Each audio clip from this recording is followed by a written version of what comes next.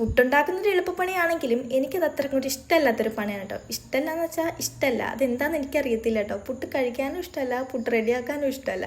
എന്നാൽ ഇതിനെക്കാട്ടി എളുപ്പമുള്ളൊരു ബ്രേക്ക്ഫാസ്റ്റ് വേറെ ഇല്ലല്ലോ. പെട്ടെന്ന് അങ്ങോട്ട് കുഴച്ച് പുഴുങ്ങി അങ്ങോട്ട് എടുത്താൽ പോരെ ആവിയിൽ.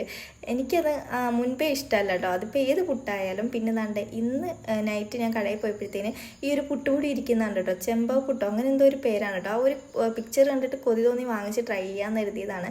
അങ്ങനെ എനിക്കല്ല ഇക്കാക്ക് വേണ്ടിയിട്ട് എന്തായാലും ഒന്ന് ഉണ്ടാക്കി കൊടുക്കാമെന്ന് എഴുതി. എന്തായാലും ഡിന്നർ ഉണ്ടാക്കണം, അപ്പം ഇന്ന് പുട്ടാക്കാമെന്ന് എഴുതിയിട്ട് അങ്ങനെ സെറ്റാക്കാമെന്ന് എഴുതിയിട്ട് കയറിയതാണ് കേട്ടോ. അപ്പം മുട്ടക്കറിയാണ് അതിൻ്റെ കൂടെ കോമ്പിനേഷനായിട്ട് വെക്കുന്നത്. കുറച്ച് ദിവസമായി ഇവിടെ മുട്ടക്കറി വെച്ചിട്ട്. മുമ്പ് ഇവിടെ അപ്പത്തിൻ്റെ കൂടെ ആയാലും എല്ലാത്തിൻ്റെ കൂടെ മുട്ടക്കറി തന്നെ വേണമായിരുന്നു. അപ്പോൾ ഇന്ന് പുട്ടും മുട്ടക്കറി ആയിരുന്നു കേട്ടോ നൈറ്റ് ഡിന്നറിന്. മുട്ടക്കറി എന്ന് പറയാൻ പറ്റത്തില്ല, റോസ്റ്റ് പോലാണ് കേട്ടോ ഞാൻ വെച്ചത്. ഒട്ടും ചാറില്ലാതെ വറ്റിച്ചാണ് വെച്ചത്. ഇങ്ങനെ കഴിക്കുമ്പോഴത്തേന് നല്ല ടേസ്റ്റ് ആയിരിക്കും. അപ്പോൾ ഇന്ന് നൈറ്റ് ഡിന്നറിന് നല്ല ചെമ്പ പുട്ടും മുട്ടക്കറിയായിരുന്നു കേട്ടോ. ആദ്യമായിട്ടാണ് പുട്ട് ഇത്ര പെർഫെക്റ്റായിട്ട് എനിക്ക് കിട്ടുന്നതും. അപ്പോൾ ഇത്രയുള്ളൂ തന്നെ വീഡിയോ. ടാറ്റാ.